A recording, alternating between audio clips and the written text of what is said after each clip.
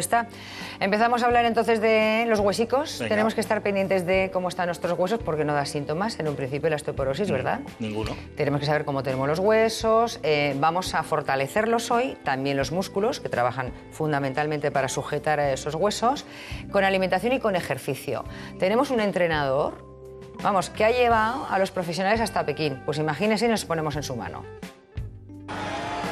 Es el equipo olímpico de piragüismo. Consiguieron el oro en Pekín 2008 y utilizaron para prepararse el protocolo de entrenamiento diseñado por la Universidad Católica San Antonio de Murcia. Hoy sabemos que estos ejercicios, un total de 6, divididos en 2 bloques, también pueden aplicarse a las personas mayores y desentrenadas. Así se consigue mejorar el sistema cardiovascular y respiratorio, se reduce la grasa y aumenta la masa muscular y ósea. Cuando una persona mayor tiene problemas de osteoporosis se recomienda que salga a andar, que haga incluso natación, que haga bicicleta. Y ese tipo de entrenamiento no está aconsejado para este tipo de enfermedad porque es un entrenamiento poco osteogénico. Lo que se busca con el entrenamiento es que haya alto impacto o alta tracción. Por lo tanto, el entrenamiento de musculación, que es un entrenamiento realmente controlado, no es peligroso, no tiene riesgo de caída, por lo tanto es ideal para este tipo de población. Basta practicar los ejercicios un par de veces a la semana durante 3 meses para mejorar. Los estudios incluyen la realización de densitometrías que corroboran el desarrollo de los huesos. Nosotros realizamos una densitometría porque es el dispositivo más fiable y válido para medir la densidad mineral ósea. Principalmente hacemos en 3 zonas, en la zona lumbar, en la zona del cuello del fémur y del cuerpo completo. Principalmente nos centramos en la del cuello del fémur porque es esta zona donde se produce principalmente las fracturas. 1 de cada 3 mujeres y 1 de cada 5 hombres sufrirán una rotura por debilidad ósea. Para prevenirlo, además del ejercicio, es muy importante la alimentación. Hombre, primeramente la leche, ¿no? Con vitamina D, bueno, leche de nata con calcio. Pues tomo bastantes yogures, casi todos los días tomo algo de queso y leche y bueno, pues para los huesos normalmente fruta, verdura, todo eso. Aparte de esos alimentos más conocidos, hay otros que también pueden ayudarnos. Es el caso del aceite de oliva. Aunque parezca sorprendente, los últimos estudios demuestran que también ayuda a preservar los huesos. Y es que el llamado oro líquido aumenta de manera significativa los marcadores de formación ósea en sangre. Su efecto sería similar al que tienen los fármacos contra la osteoporosis, aunque aún queda por determinar, en un próximo estudio, la densidad del hueso.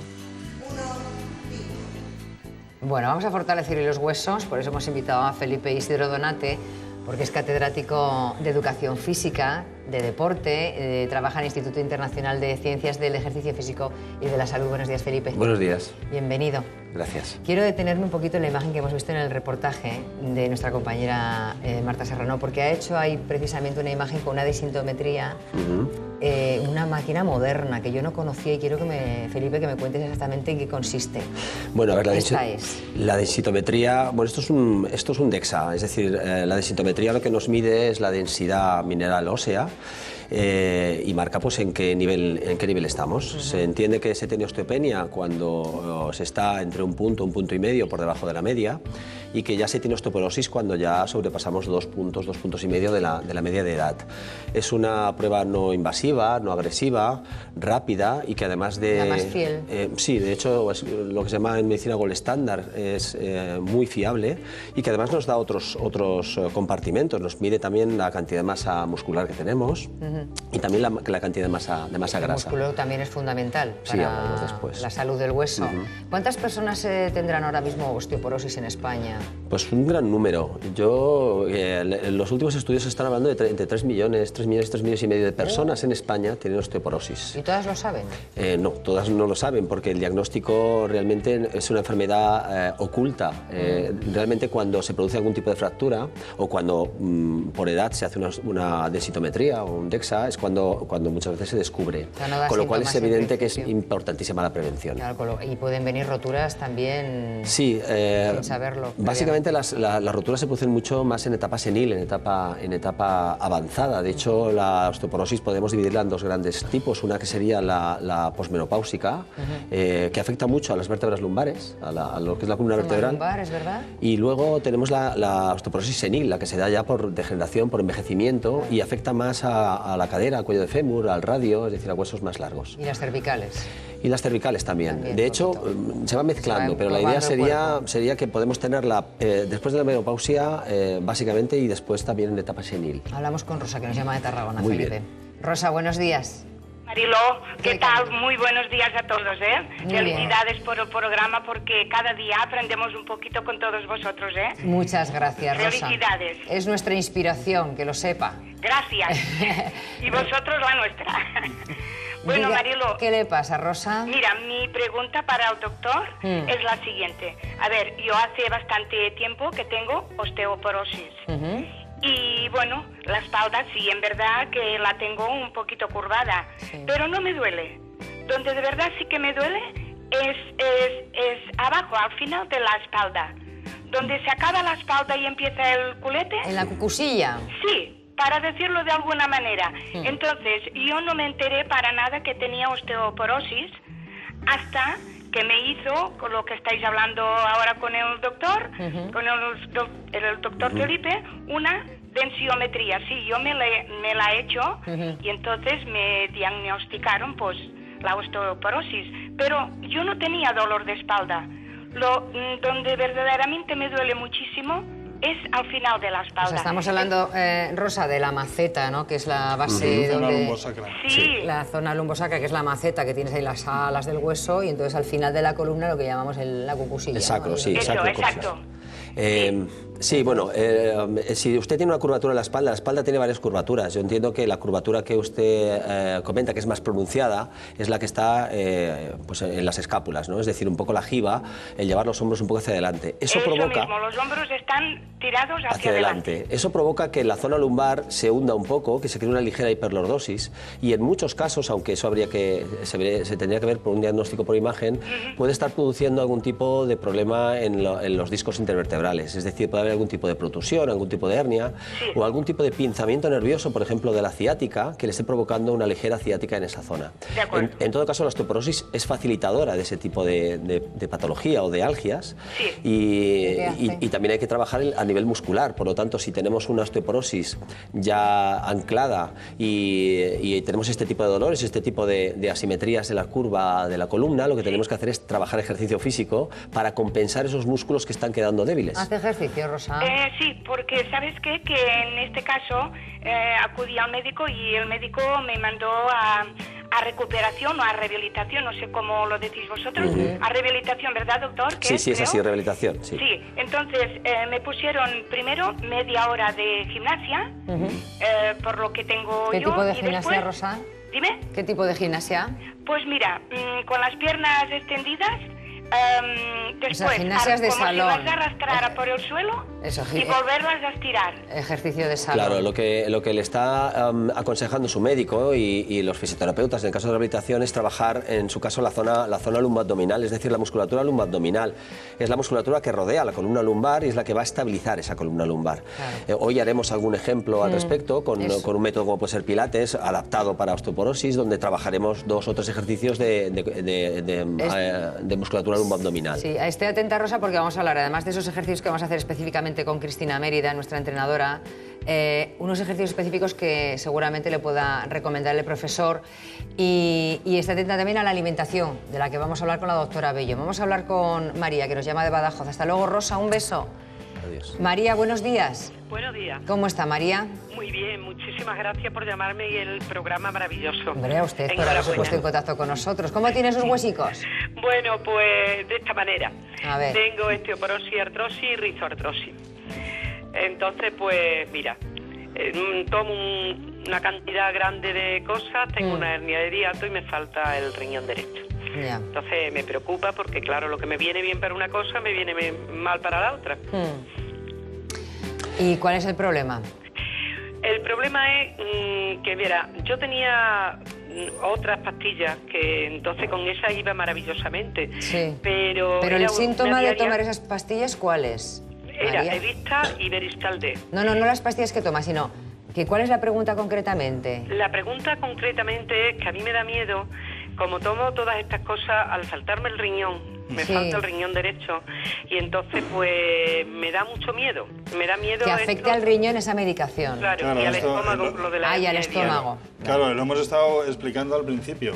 Al principio del programa hemos estado hablando del riñón y hemos estado hablando de ciertos fármacos que pueden terminar dañando el riñón, y esto tiene que estar muy atento tu médico, por eso te habrá cambiado la medicación. Y luego hay un tema que seguro que estás tomando también estatinas, muy posiblemente, estás tomando y protectores gástricos, ¿no? Sí, omeprazol. Nexium tomo, sí, Estás tomo. tomando omeprazol. Bien. Sí. El problema, uno de los problemas del omeprazol, y por eso seguro que tu médico estará muy atento, es que puede producir a largo plazo, puede producir también un problema de osteopenia o producir osteoporosis. Por lo tanto, descalcificación del hueso. De ahí la importancia que tiene que tu médico te controle, te haga las densitometrías cada 6 meses o cada cuando él calcule cada año para saber si hay problema mayor todavía de pérdida de masa ósea y puedes seguir tomando esos medicamentos o debemos cambiarlos por otro. Por lo tanto, consúltalo con tu médico. Y generalmente, cuando hablamos de largo plazo, hablamos de aproximadamente 5 años. Es decir, cada 5 años esa medicación puede crear desmineralización en el hueso. Como bien dice el doctor, hay que valorar con el médico, ir cambiando y luego también complementar con cosas que vamos a hablar hoy, que estamos hablando hoy, como es la nutrición y el ejercicio, y que compense esa posibilidad de desmineralización por Le la vamos a medicación. mandar a Rosa y a María el libro de Saber Cuidarse del doctor Gutiérrez, que hemos abierto por el capítulo donde habla de la osteoporosis. En Lo sabías que, por ejemplo, dice, el calcio también es un relajante natural que nos ayuda a conciliar el sueño, con lo cual el calcio no solamente fortalece el hueso, sino que también favorece el mucha sueño. importancia al tema de la sintomatología, porque cuando la osteoporosis da síntomas es que ya se ha complicado. O sea, lo importante es coger la osteoporosis antes de que dé sintomatología. De hecho, el mayor pico de masa ósea se da en la adolescencia. Con lo cual, lo digo porque niñas y adolescentes, cuanto más ejercicio físico hagan y mejor alimentación lleven, mayor pico de masa ósea tienen y por lo tanto menor riesgo de sufrir osteoporosis tienen de mayores. Esto hay que prevenir, claro, desde pequeñitos. Mira, aquí tengo yo un fémur, un hueso, quizás será uno de los más afectados, ¿no?, enseguida por la osteoporosis. Vamos a decir los motivos por los cuales se va perdiendo esa masa ósea. Motivos como, por ejemplo, osteoporosis en sí, que es lo que estamos hablando. Y ponemos aquí, mujer blanca. Sí, por razas. De hecho, pues la raza blanca y la caucásica son razas que tienden más a sufrir este proceso. Mientras que, por ejemplo, la raza negra pues no tiene esta prevalencia de este tipo de enfermedad. Fíjate, o sea que la raza blanca es por más... raza, por lo tanto, es un factor de riesgo para sufrir osteoporosis. Eso es para estudiarlo, ¿eh? Envejecimiento. El hueso, como un tejido vivo, pues degenera, envejece y por lo tanto a mayor edad tenga, mayor tiempo, pues más riesgo de sufrir esta osteoporosis, Claro. este proceso. Los medicamentos también. Los medicamentos como el que acabamos de decir ahora, el omeprazol u otros medicamentos, pueden crear desmineralización de hueso y por lo tanto hay que irlos cambiando, hay que irlos variando en función del tiempo que se esté tomando. Profesor, esto me lo tiene que explicar, ¿eh? Ser pequeña. Bueno, ¿Esto qué es? ser pequeña o de complexión delgada significa que ese hueso tiene menos grosor y por lo tanto tiene menos posibilidad de generación antes de sufrir la enfermedad. Ah, sí. Sí. En el tema del peso, por ejemplo, yo a mis pacientes les digo, prefiero que tengáis, sobre todo si son mujeres y en menopausia, 2 kilos de más que 3 kilos de menos, sobre todo para el tema de la osteoporosis, ¿eh? Sí. Importante, y decir que el hombre también sufre de osteoporosis, cuidado, ¿eh?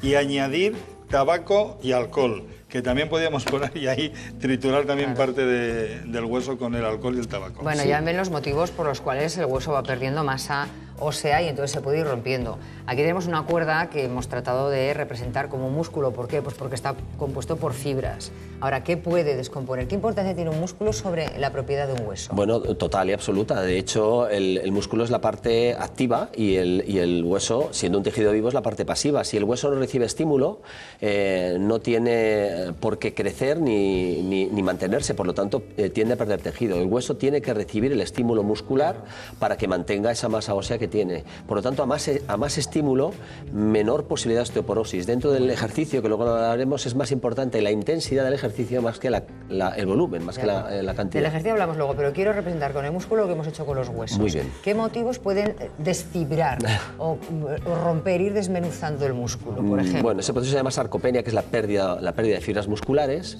y hay pues varios. El primero que yo destacaría, y sobre todo desde el punto de vista del que soy experto, es el sedentarismo. Es decir, si el músculo no lo movemos, no hacemos que se contraiga y que se estire, pues perdemos músculo. Otro motivo podría ser la alimentación. La falta de proteínas, por ejemplo, como un macronutriente, puede hacer que perdamos esa posibilidad de sarcopenia, de pérdida de masa muscular. Pues bueno, otro motivo podría ser el envejecimiento también. Es decir, igual que el hueso, el tejido muscular no la vamos perdiendo. Jovencito, pues tenemos que hacer ejercicio y el músculo estará joven. Bueno, quiero que vean estas dos bebidas, que son zumos que podemos tomar en casa. El zumo de naranja de bote, ojo, de cajita, y un refresco de cola. Da igual que sea el oscuro, que el naranja, que el amarillo. Esto tiene azúcar añadido. Y les vamos a explicar que hay un estudio que nos advierte de que puede provocar una muerte prematura. Dice, Dios mío, si esto lo tengo yo en la nevera de mi casa, ¿qué hago? Sigue la mañana de la 1 y lo contamos.